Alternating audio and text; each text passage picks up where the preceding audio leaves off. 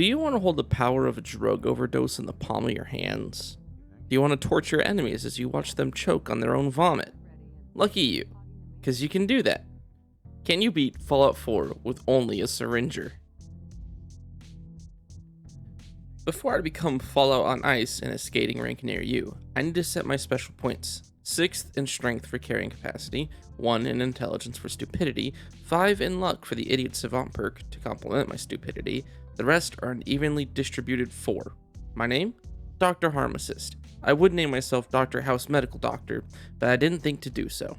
Before I summon matter into my own hands like an alchemist making fool's gold out of stale bread and urine, I must address the overdose in the room. The Syringer is a gimmick weapon, meaning there's only a few ways to get it, and I only know one way to get it, which is in Diamond City.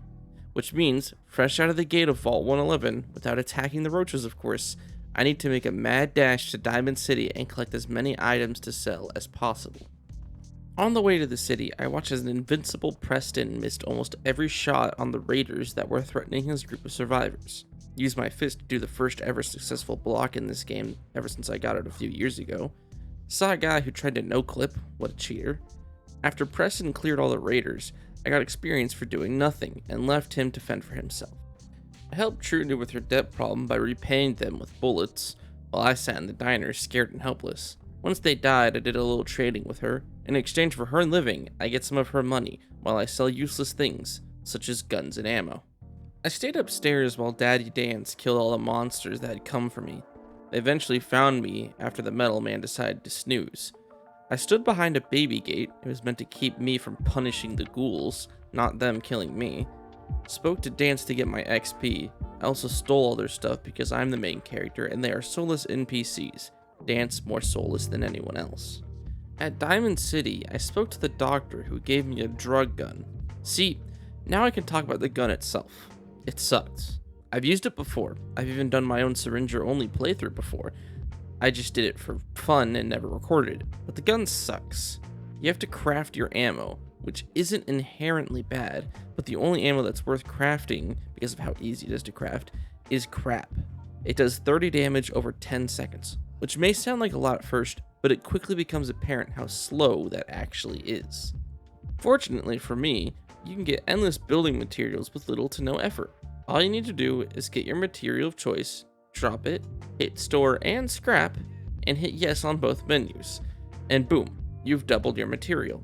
The beauty of this exploit is that you pretty much have exponential growth. You go from 2 to 4 to 8 to 16, all the way up until your desired number, and then you do it again for safe measure. Now here comes the less expected but arguably more annoying issue with this needler. As said before, you need to craft ammo, and when you craft almost, if not everything in Fallout 4, you get XP. I'm going to need a shitload of ammo, so I'm going to need a shitload of XP. But the issue with that is that the enemies scale with you. The higher level you are, the higher a level they will be, so I have fucked myself over a lot here. I crafted a shitload of ammo, and I do so throughout this run. The enemies have stronger, better weapons and stats, while I still have the same old pea shooter. Enough complaining about my poor choices. Let us begin the combat of this game. I returned to the Museum of Freedom to test my weapon a bit. The combat with this gun isn't as fun as some others. It's not a gun that shoots bullets, so you don't have a balanced challenge. And it's not sending people to God in a blaze of glory. It's syringes, filled with so much ketamine in it, it kills men over short periods of time. This is honestly a boring gun and a lame challenge. I would not recommend doing it. However, all that being said, and the contradiction of me saying no more complaining and then complaining even more, I did kill a Deathclaw with ease. After all was said and dead with Preston, I went on my Kanye quest to find Nick and got the quest marker from Ellie. Maybe it's just me, but she looks like she does drugs, and oh boy do I have the gun for her. Sat in a car while some mutt tried to snack on my ankles. In the subway now, I can see the true colors of my gun, and the color is gray. You'd think it'd be red with all the blood, but that blood is mine. Theirs is getting sucked into tiny needles, which I'll use to feed my family over the harsh winter. The only redeeming quality of this gun is knowing that my enemies will die slowly and painfully. Anyways, I found Nick where I left him from last time. I also ignored him for the bobblehead. The Triggermen did not pose the threat as we left in the sense that they could not kill me. They posed a psychological threat in the sense they could make me want to die. Joke's on them, if I did shoot myself, knowing this gun, it would give me a headache or an erection, depending on where I'm at. You may notice me gun bashing, by the way.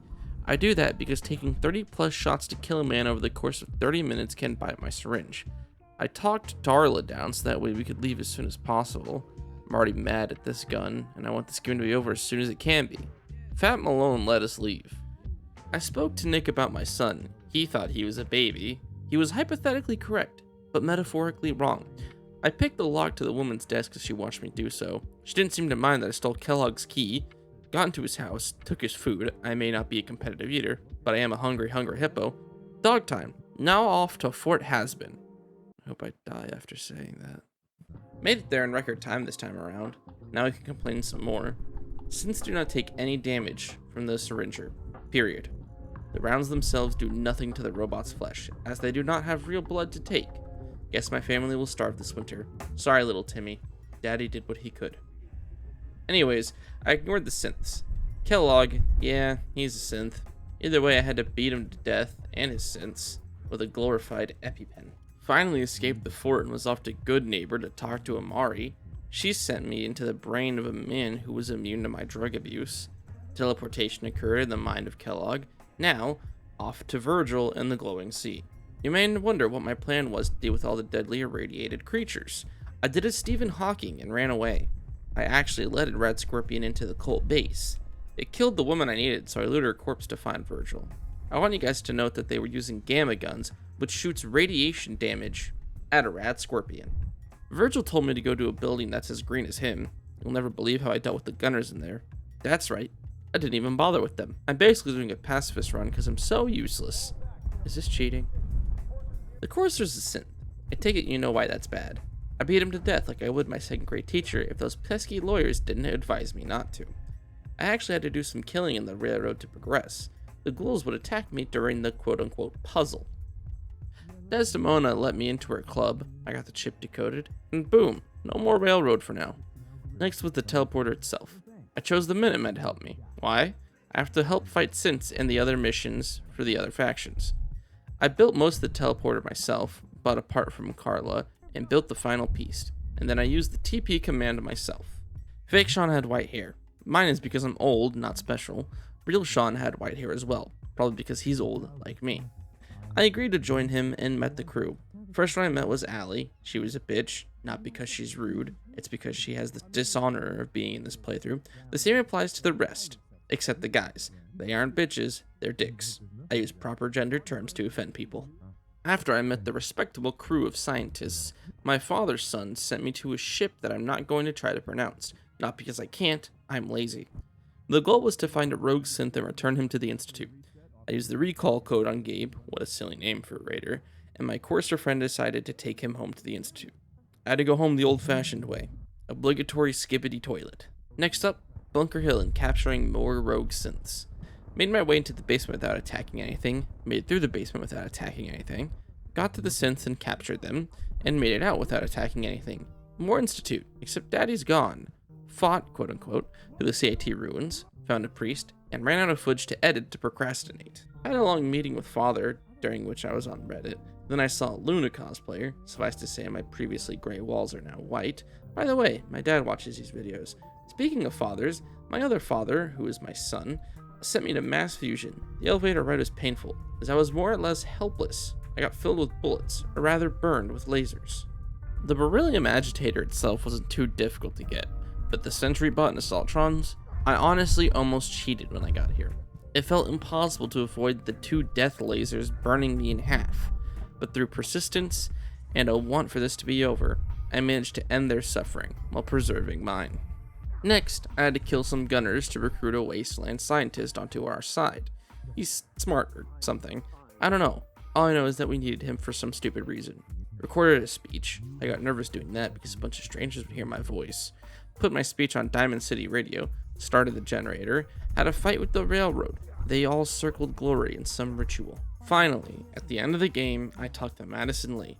She told me to go kill some machines. Seems a little rude. What if the machine has feelings? The thought of them having feelings made it so much more fun to kill them. Then I had to allow a synth to hack Liberty Prime. While that happened, I saw Harambe get their revenge.